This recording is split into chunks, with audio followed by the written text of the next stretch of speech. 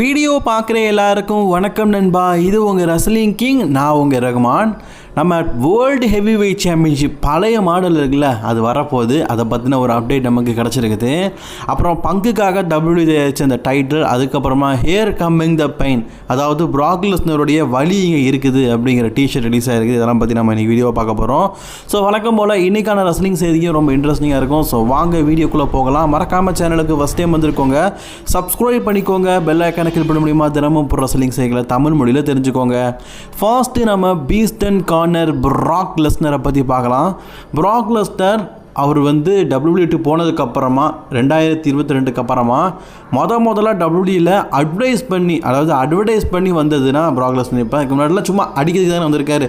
இப்போ தான் அட்வர்டைஸ் பண்ணி வந்தார். அதுலேயும் பால் ஹேமன் அவருடைய ஓப்பன் சேலஞ்ச் பண்ணியிருப்பார். ரெஸ்லிமேனியாவில் தில் இருக்கிறவன் பிராக் லெஸ்னரை சேலஞ்ச் பண்ணிக்கோங்க, பிராக் லெஸ்னர் ஓப்பன் சேலஞ்ச் விடுறாரு அப்படிங்கிறத பால் ஹேமனே சொல்லியிருப்பார். சரி, அதெல்லாம் இருக்கட்டு. இது முடிஞ்சதுக்கப்புறமா பிராக் லெஸ்னரோட நியூ டிஷர்ட்டை லான்ச் பண்ணியிருக்கிறாங்க. வழக்கமாக பிராக் லெஸ்னருடைய அந்த காட்டெருமை நடு மண்டையில் பார்த்தீங்கன்னா அருவாள் சொருவி இருக்கும். வால் சொருவி இருக்கும். இதெல்லாம் நீங்கள் பார்த்துருப்பீங்கள்ல. அதில் here the coming the pain அப்படிங்கிற மாதிரி போட்டிருக்கு. அதாவது வலி என்கிட்ட இருக்குது அப்படிங்கிறது அதோடைய அர்த்தம். அதை பார்த்தீங்கன்னா பிராக் லெஸ்னர் நியூ டேச்சோவில் பண்ணியிருக்கிறாங்க. அண்ட் WWE பார்த்தீங்கன்னா முந்தைய காட்டில் ஒரு டிஷர்ட்டுக்கே பார்த்தீங்கன்னா $50 சார்ஜ் போடுறாங்க. அதாவது இந்திய மதிப்புப்படி பார்த்தீங்கன்னா $4000. ஒரு டிஷர்ட்டே $4000 உண்மையிலேயே ஓவர் தானே, அதெல்லாம் ரொம்ப அதிகம்ல. சரி, அடுத்த செய்தி நம்ம சிஎம் பங்கை பற்றி பார்க்க போகிறோம். CM Pang is the greatest ever WWE champion. அது யாராலுமே மறுக்க முடியாது. யார் வந்தாலும் சிஎம் பாங் தான் கிரேட்டஸ்ட் எவர் WWE சாம்பியன். அதே நேரத்தில் இப்போ அவர் கரண்ட்லி வேர்ல்டு ஹெவி வெயிட் சாம்பியன்ஷிப்பை 100 நாட்களை கடந்து வச்சிருக்காரு. இது உங்களுக்கு தெரிஞ்ச விஷயம் தான். இப்போது சிஎம் பாங்குடைய சொந்த ஊரான சிக்காகோவில் பார்த்தீங்கன்னா WWE எலிமினேஷன் சேம்பரை நடத்துகிறாங்க. அதில் நியூ டைட்டில் லான்ச் பண்ண போகிறாங்க அப்படிங்கிற மாதிரி நான் சொல்லியிருந்தேன். சிஎம் பாங்குடைய 434, அதாவது 434 நாள் அவர் WWE சாம்பியன் இருந்தார்ல, அதை பேஸ் பண்ணி தான் அந்த டைட்டில் உருவாக்க போகிறாங்க அப்படிங்கிற மாதிரி சொல்லியிருந்தேன். அதோடைய வீடியோ கிளிப்பையும் ரிலீஸ் பண்ணியிருந்தாங்க. ஆனால் அதில் டைட்டில் எப்படி இருந்தது அப்படின்னு தெரில. ஃபஸ்ட்டாக பார்த்தீங்கன்னா WWE அதுக்கான போஸ்டர் ரிலீஸ் பண்ணும்போது அது ஒரு ப்ளூ கலரில் சிஎம் பாங்குடைய சாம்ப் அப்படி போட்டு இருந்தது. ஆக்சுவலி இது சிஎம் பாங் WWEக்கு ரிட்டர்ன் ஆனார்ல, அப்போ WWE ரிலீஸ் பண்ண சாம்பியன்ஷிப் இது தான் திருப்பி அவங்க ரிலீஸ் பண்ண போகிறாங்க. அதாவது அந்த டைமில் வெறும் 100 தான் ரிலீஸ் பண்ணாங்க. இந்த தடவை அன்லிமிட்டடாக ரிலீஸ் பண்ண போகிறாங்க அப்படிங்கிற மாதிரி நினச்சோம். பட் அப்படி இல்லை. டைட்டிலோட டிசைனிங்கும் சரி, டைட்டிலும் சரி வேறு மாதிரி இருக்குது. இதில் ப்ளூ கலரில் டோட்டலி பார்த்தீங்கன்னா கொஞ்சம் டிஃப்ரெண்ட்டாக இருந்தது. ஆனால் இது அப்படியே ஆல்டர்னேட்டிங்காக இருக்குது. ஃபுல் அண்ட் ஃபுல் பிளாக்காக ரெட் கலர் கோட்டிங்கோட சிஎம் பாங்கோடைய அந்த இடிக்கிற அந்த சத்தத்தை கையில் பிடிச்சிக்கிற மாதிரி அது பார்க்கறதுக்கே பார்த்தீங்கன்னா டிஃப்ரெண்ட்டாக இருக்குது. அதை சிக்காகோக்காக பார்த்தீங்கன்னா இப்போ லான்ச் பண்ணிக்கிறாங்க. ஆக்சுவலி இது அமெரிக்கா முழுக்க அவங்க லான்ச் பண்ணல, சிக்காகோவில் இருக்கிற மக்களுக்காக பார்த்தீங்கன்னா அதை லான்ச் பண்ணிக்கிறாங்க. அண்ட் டைட்டிலை பார்க்கறதுக்கும் ரொம்ப நல்லா இருக்குது. நீங்களே பாருங்கள் எப்படி இருக்குதுன்னு. இந்த மாதிரி ஒரு டைட்டில் சிஎம் பாங் கஸ்டமைட் பண்ண நல்லா இருக்கும்ல.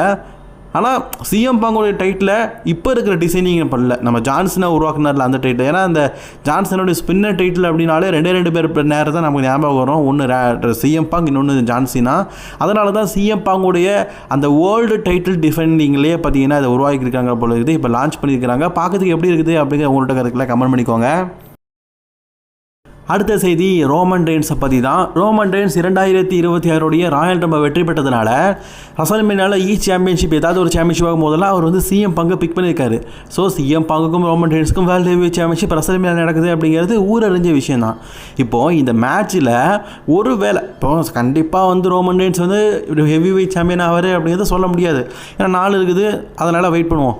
ஆனால் இதில் நம்ம Roman Reigns undisputed WWE champion ஆகிட்டாருன்னா, சாரி ஹெவி வெயிட் சாம்பியன் ஆகிட்டார்னா அதை கஸ்டமைட் பண்ண வாய்ப்பு இருக்குது அப்படிங்கிற மாதிரி சொல்லப்பட்டிருக்குது. ஒரு வருஷத்துக்கு முன்னாடி ரோமன் ரெயின்ஸ் சொன்னதை வச்சு தான் சொல்கிறாங்க. ரோமன் ரெயின்ஸ் பார்த்தீங்கன்னா ஹெவி வெயிட் சாம்பியன்ஷிப் வந்தபோது அந்த ஹெவி வெயிட் சாம்பியன்ஷிப்பை பற்றி சொல்லியிருப்பார். எனக்கு இந்த டிசைனிங்கை காட்டிலும் ஓல்டு டிசைனிங் தான் ரொம்ப பிடிக்கும், என்கிட்ட இருந்ததுன்னா அந்த ஓல்டு டிசைனிங்கை தான் வச்சுருப்பேன் அப்படிங்கிற மாதிரி ரோமன் ரெயின்ஸ் ஒரு வருஷம் இல்லை 2 வருஷம் இருக்குங்க அந்த டைமில் சொல்லியிருப்பார்.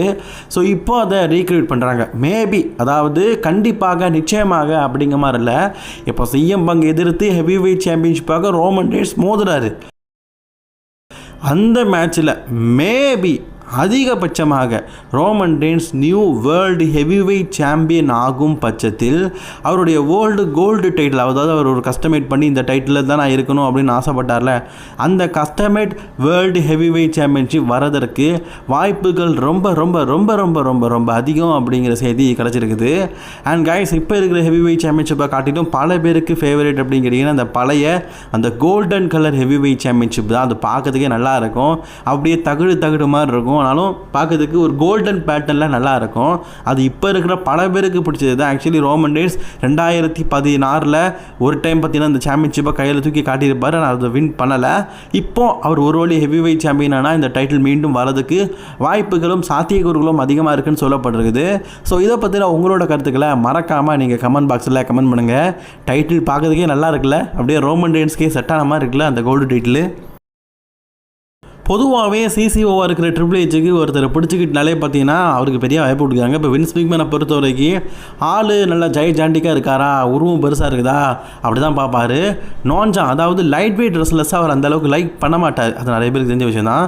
ஆனால் ட்ரிபிள் ஹெச் அப்படி இல்லை, உனக்கு எப்படி வேணா இரு, நீ நல்லா சண்டை போடுறியா, ஆனால் எனக்கு பிடிச்சிச்சு அண்ட் ஃபேன்ஸுக்கு பிடிச்சிட்டா கண்டிப்பாக வாய்ப்பு கொடுப்பேன் அப்படிங்கிற ஒரு நல்ல கேட்டகரியில் தான் இருக்கார். பட் இருந்தாலும் வின்ஸ் மேக்மேன் நினச்சது கரெக்டு தான். ஏன்னா ரெஸ்லருக்கு பாடி ஸ்ட்ரக்சர் அப்படிங்கிறது ரொம்ப தேவை. 6 பாபி லாஸ்லி மாதிரி இருக்கிற ரெஸ்லர் இருக்கும். ஜோவன் எவன்ஸுக்கும் கொஞ்சம் வித்தியாசம் இருக்குல்ல. ஸோ இப்போ நான் யாரை சொல்கிறேன் அப்படிங்கிறது உங்களுக்கு புரிஞ்சிருக்கும். ஜோவன் எவன்ஸ் தான். ஜோவன் எவன்ஸ் பார்த்தீங்கன்னா ஒரு பறந்தடிக்கிற ஒரு ஹை ஃப்ளை ரெஸ்லர். ஆக்சுவலி அவங்கள்ட்ட ஒரிஜினல் கோஃபி கிங்ஸ்டனே இருக்கிறாங்க. ஆனால் ஒரிஜினல் கோஃபி கிங்ஸ்டனை ஒரு மூலையில் குச்சி ஐஸை கொடுத்து சப்பிட்டுரு அப்படின்னு சொல்லிட்டு இப்போ ஜோவன் எவன்ஸை future of the Kofi Kingston அப்படிங்கிற மாதிரி காட்டுறாங்க. அதாவது இவர் பார்க்கறதுக்கும் கோஃபி மாதிரி தான் இருக்கார், உருவம் அப்படி தான் இருக்குது, சண்டையும் ஹை ஃப்ளையும் கோஃபி கிங்ஸ்டன் மாதிரி தான் இருக்கார். எனக்கெல்லாம் இவரை பார்க்கும்போது கோஃபி கிங்ஸ்டனோட ஞாபகம் அதிகமாக வருது.